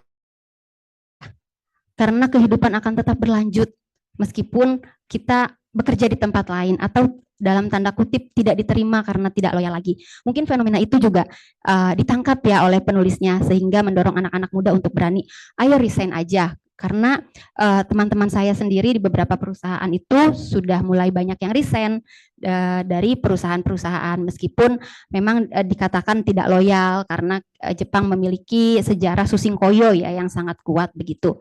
Dan ini yang ingin saya tanyakan, apakah memang ada fenomena-fenomena itu yang ditangkap atau kemungkinan fenomena-fenomena itu ditangkap oleh si penulisnya sehingga mendorong anak-anak muda supaya percuma bekerja di satu perusahaan tapi ujung-ujungnya bunuh diri gitu. Percuma bekerja di satu perusahaan selama bertahun-tahun tapi ujung-ujungnya kamu tidak berkembang, kamu secara mental itu sakit gitu. Ayo nggak apa-apa resign aja. Misalnya seperti itu ya Mbak Yesi, karena saya juga mohon maaf sekali belum membaca tetapi saya jadi tertarik untuk membaca nih. Jangan-jangan ada gitu dorongan-dorongan ke situ. Dan terkait kontribusi mungkin saya mau sharing ya karena saya juga sering ngobrol sama Yesi Sensei gitu. Jadi saya di komplek itu sekarang sudah 4 tahun ini koordinator untuk salah satunya pemilahan sampah. Nah, pemilahan sampah itu sesuatu hal yang sederhana ya, tapi masyarakat kita masih sangat sulit gitu untuk diarahkan untuk memilah sampah. Jadi ada kondisi di mana plastiknya itu masih ikut di dalam ember. Di dalam ember si sampah organik. Dan itu berkali-kali sudah saya sounding. Sampai pada suatu hari embernya si pembuang sampah itu mengatakan kepada saya, tolong dong dipotoin embernya, siapa tahu memang sampah saya. Terus saya bilang seperti ini kepada orangnya, silahkan dilihat saja. Bukan kapasitas saya untuk memotokkan sampahnya.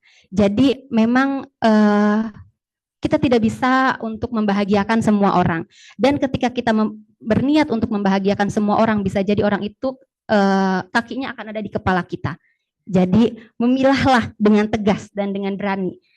Meskipun tetangga saya tersebut ketika melewati rumah saya karena saya sudah tolak manyun, tapi itu sudah bukan kuasa kita lagi. Biarin aja gitu ya.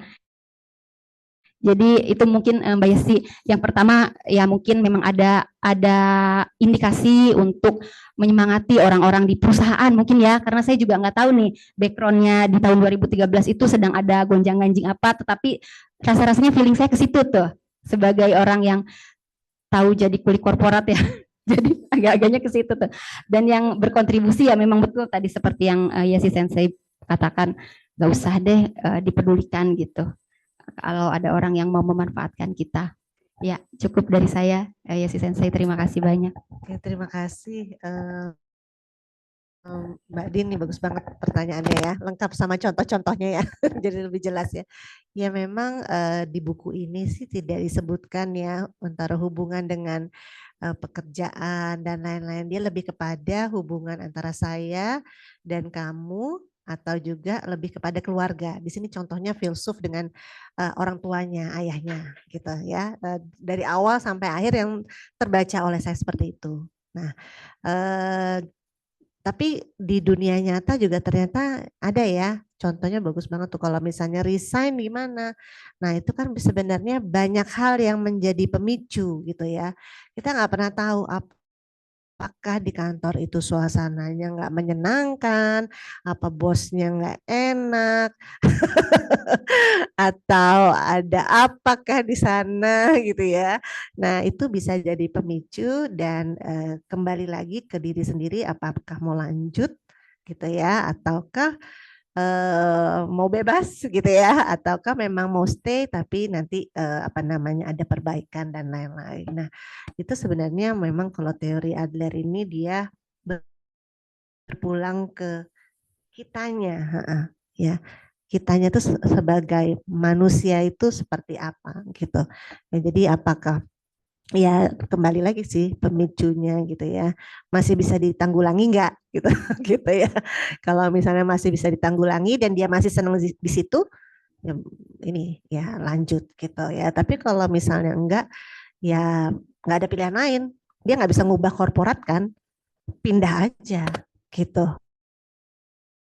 Iya kan, dia nggak bisa ngubah gayanya atau apapun, udah nggak kondusif ketika ada pihak lain yang ini yang menjanjikan lebih baik, nggak ada salahnya kalau menurut saya. Dan itu sebenarnya agak kontradiksi ya sama budaya kerja Jepang yang shushinkoyo ya, kemudian ya senioritas itu ya. Nah, ya tapi kan zaman berubah ya.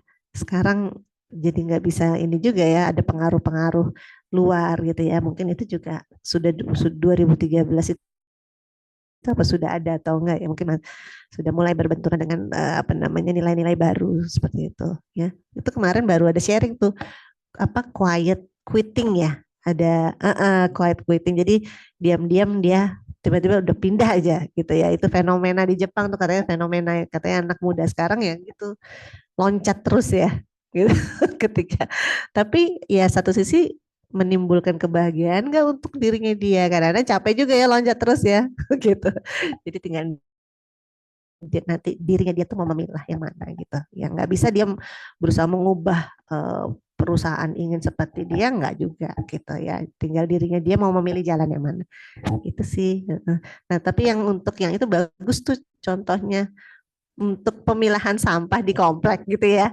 Pengalaman langsung di pemilahan sampah di komplek, tapi ada warga yang nanya-nanya terus gitu ya, udah dikasih tahu gitu ya. Plastik, padahal udah jelas ya.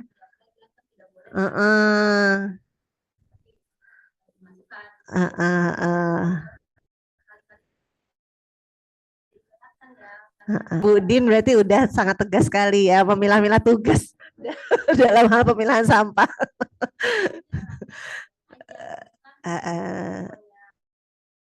Iya.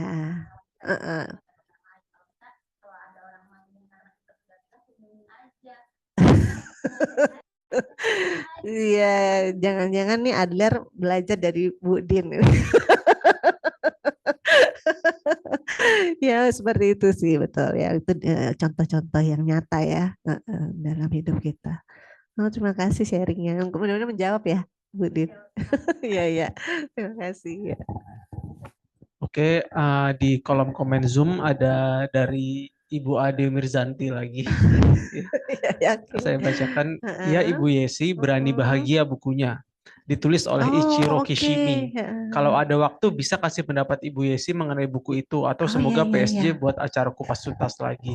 Terima kasih. Ya, terima kasih Bu Ade, Bu Mirza nih kawan lama di sama-sama kami mengajar EPA ya waktu itu apa mengirimkan calon perawat ke Jepang kerjasama Indonesia Jepang karena Bu Ade ini teman satu grup kami gitu. Terima kasih ya ininya apa namanya masukan. Betul ya berani bahagia. Ya udah mungkin nanti serinya Bu Ade yang bicara. Ayo resiko sih Mas. Oke baik. Apakah ada pertanyaan lagi?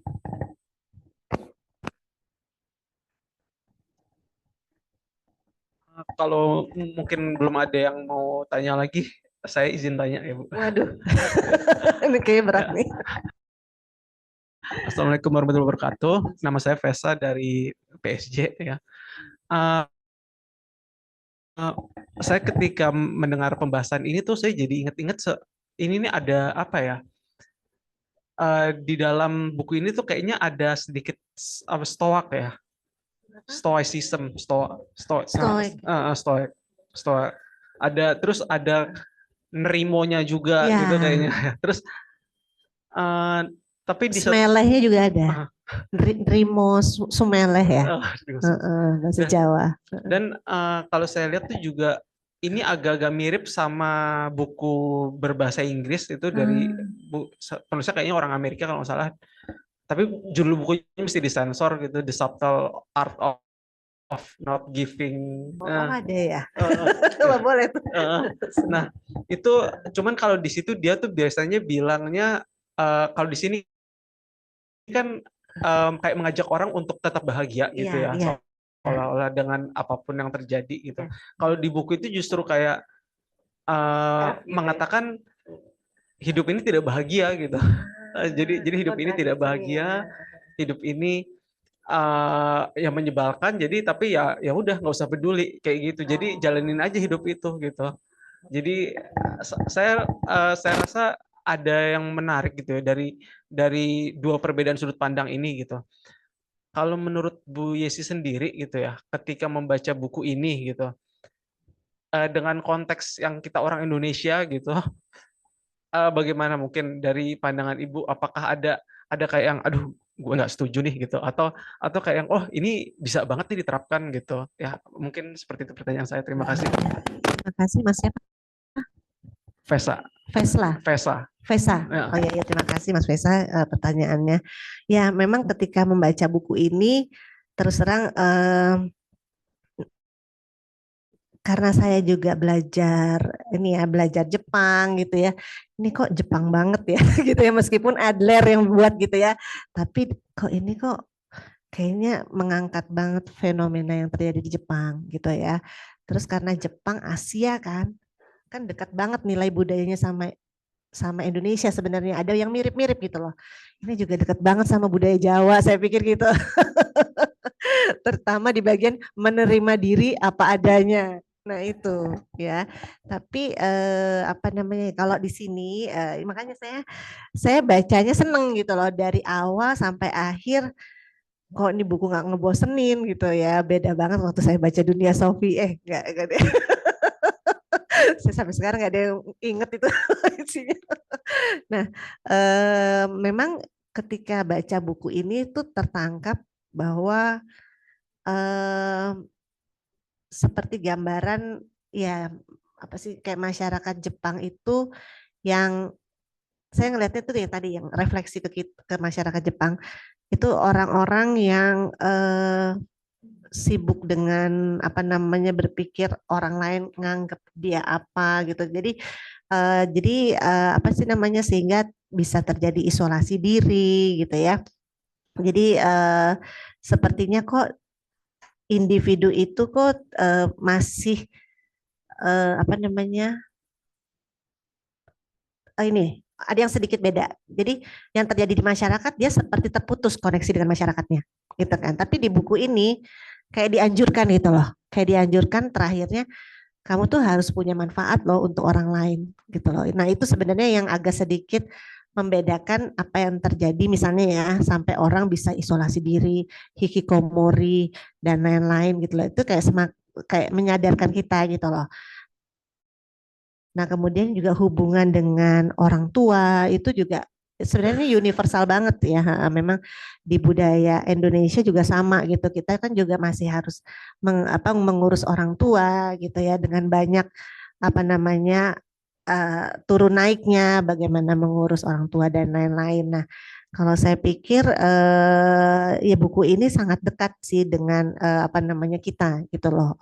Jadi saya sih sebenarnya nggak ada terlalu banyak kritik gitu, karena memang bahagia tuh memang dari diri sendiri gitu ya. Kita yang nentuin gitu loh, mau mau bahagia apa enggak gitu loh. Terus yang pasti nggak boleh stres, nggak boleh depresi gitu ya, tetap harus apa namanya hormat sama, misalnya di sini ya saya lihatnya sama orang tua itu bagus banget di sini. Hormat sama orang tua meskipun dia merasa, makanya dia nggak perlu bilang, dia nggak bilang bahwa apa namanya jangan trauma, kan dia bilang gitu kan, jangan trauma dan lain-lain. Nah itu sih sebenarnya apa namanya yang terjadi di masyarakat Jepang ya, tetap ada nilai-nilai apa namanya yang tadi juga dibilang sama Bu Mirza, kalau orang Jepang tuh takutnya kalau kecewa gagal dia depresi gitu, maka itu dia harus tetap punya hubungan sama orang lain, maka itu di bagian terakhir dia harus ada kontribusi atau manfaat sekecil apapun kepada orang lain. Jadi koneksi ke orang lain itu tetap harus ada sih sebenarnya, nggak boleh terjadi isolasi diri lah, ibaratnya seperti itu. Sama di kalau saya lihat yang menerima diri apa adanya ini, terus habis itu yang tadi yang pasrah itu yang awal tuh apa tadi? Saya jadi lupa. Yang ini ya. Stoik itu apa? Stoikism apa sih? Sebenarnya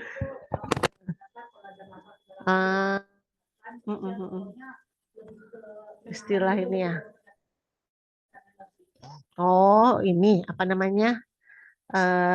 Ini ya. Hongne tatemae gitu, ura omote gitu.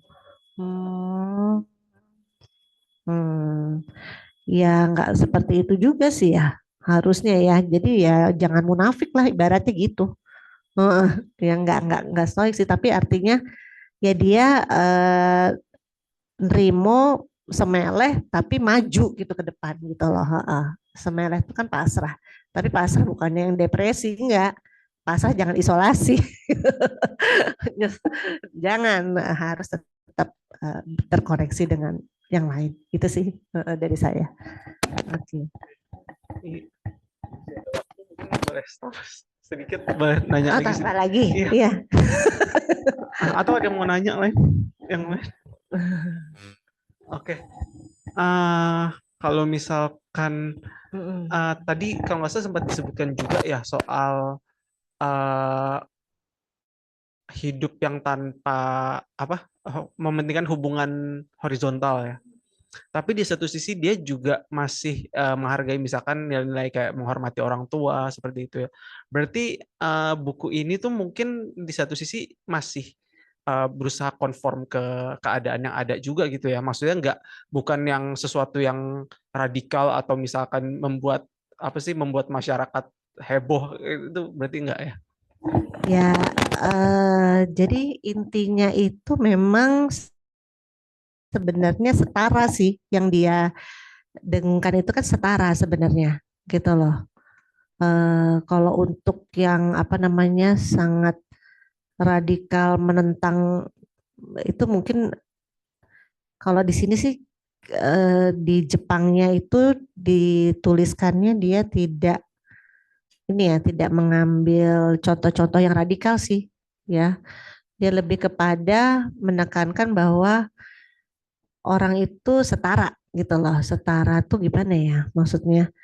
Dia tidak berjarak gitu ya. Dia tetap apa sih namanya? Membangun kepedulian terhadap sesama gitu ya. Nah, itu sih sebenarnya lebih kepada bukannya hubungan apa ya? Vertikal itu mungkin kayak seperti atasan bawahan gitu ya, menganggap tidak bisa ada masukan dan lain-lain mungkin ya. Jadi tapi tetap harusnya kan dia butuh gitu loh masukan dari temannya atau mungkin secara struktur dia bawahan ya, tapi artinya dirangkul gitu loh. Itu dirangkulnya itu loh. Ya tetap ada, kalau Jawanya itu apa ya, ngewongke gitu loh. Jadi apa ya, tetap merangkul, setara, apa namanya, jadi tidak memandang itu misalnya nih atasan bawahan terlalu ini ya, terlalu tegas gitu. Biasanya seperti itu sih menurut saya. Jadi mungkin dia tetap harus ada mengakui hierarki gitu ya, tapi Ya, humanis gitu ya kan. humanis Iya, betul. Ya pendekatannya lebih ke humanis ya. Dia merangkul, mungkin tetap dia butuh pendapat orang gitu ya. Tanpa orang-orang di sekelilingnya, dia juga nggak bisa sendiri. Mungkin ya seperti itu sih kalau saya menangkapnya. Ya, jadi ada kepedulian juga gitu ya terhadap sesama. Itu sih Mas Mesa. Ya, terima mudah-mudahan kasih. terjawab. Terima kasih. Iya sih. Apakah ada yang mau menambahkan atau pertanyaan? Nggak ada. Cukup ya. Sekarang mungkin kalau begitu mungkin boleh dari Zoom juga. Ya, kalau Udah tidak begitu ada ya. mungkin dari Java.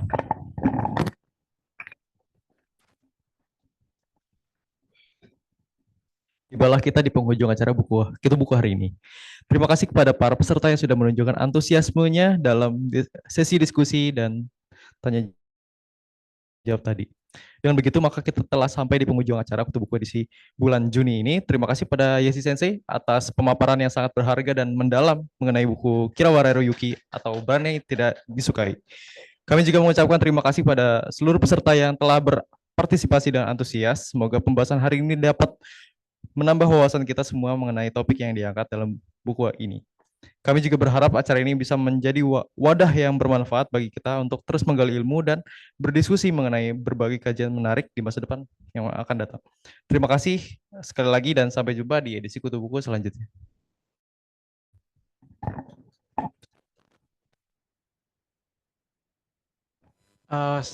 Sedikit ada iklan, ada titipan bagi yang di lokasi dan mungkin di Zoom.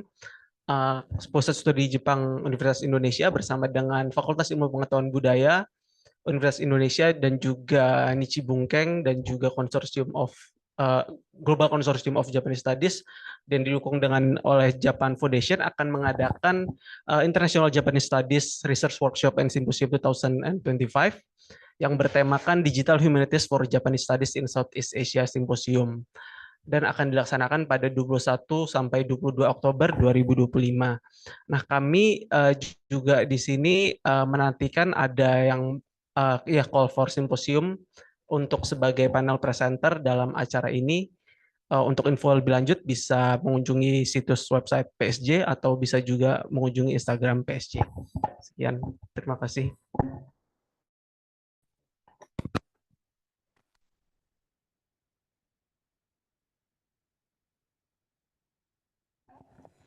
Untuk peserta yang hadir pada hari ini boleh maju ke depan untuk sesi dokumentasi. Iya, dok. Di luar aja. Oke, di luar dokumentasi. Iya.